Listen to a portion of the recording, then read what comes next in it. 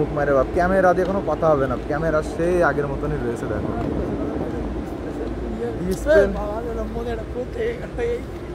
আরে আমি তো চালাই যাচ্ছি ভাই, কম দামে বিক্রি করবা না, সমস্যা নেই।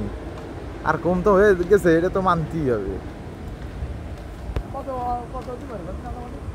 তা ভাই কোনো আইডিয়া নেই, ওই দোকানে যে কথা বলতে হবে। 30,000 তো হয়ে যাবে না?